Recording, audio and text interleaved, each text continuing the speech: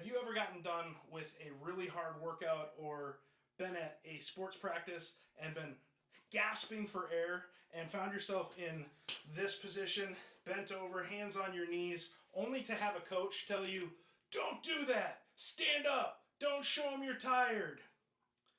I have. In fact, I've said it myself as a coach. But in this video, I'm going to explain to you why that is actually wrong.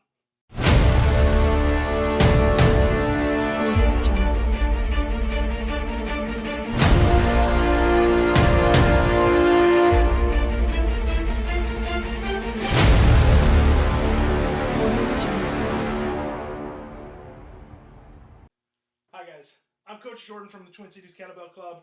This channel is completely dedicated to kettlebell sport, fitness, and nutrition. So if you like the content that's on this channel, please click like and subscribe.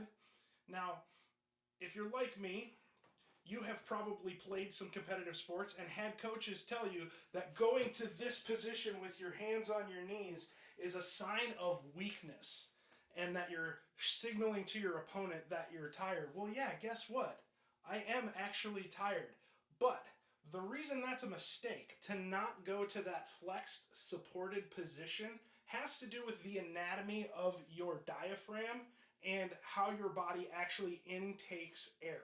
So this supported flexed position right here actually allows your diaphragm to fully relax and allows the air in your lungs to fill even more. So you'll notice when I'm in this position here, my hips tilt back, so my spine is a little bit flexed, and that allows me to take a big breath. I can fully fill my belly here with air. So I can get my chest all the way full of air as well as into the lower part of the lungs. Now, if you're told to stand up straight or to stand up, maybe even do this, what that does is puts your pelvis forward into this more locked in position, and that actually constricts your rib cage and constricts the diaphragm's ability to relax and to allow full expansion of the lungs. So when you actually are forced into this position,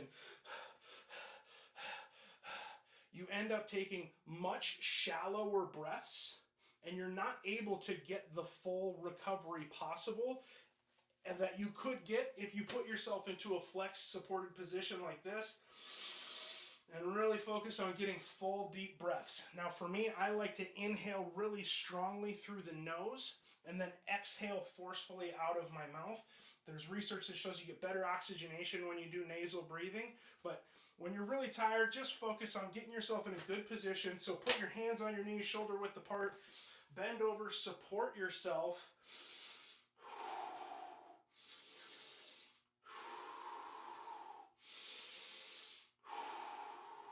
And really focus on getting good, deep breaths that fully fill your lung capacity as much as possible, and then forcefully exhaling as much carbon dioxide out of your bloodstream as possible. This is really, really useful in recovery phases when you're doing interval training, or even just at the end of a really hard session.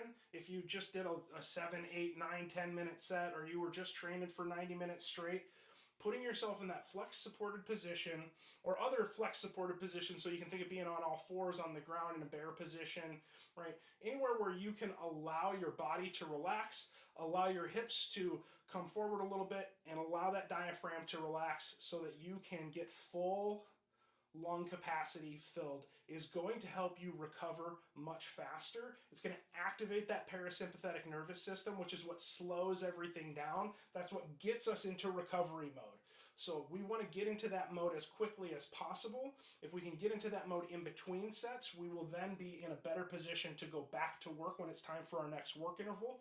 Or if it's after the workout, then we can get into that rest and recovery mode that much faster so that you can come back and kick ass in your next session because you've already started to activate your recovery from the previous session. Okay, so to all of my athletes out there, you have my permission to go ahead and go into a flex supported position between sets. And to any of my football players or hockey players or people that have coached rugby players in the past that I told them not to go into that position, I apologize.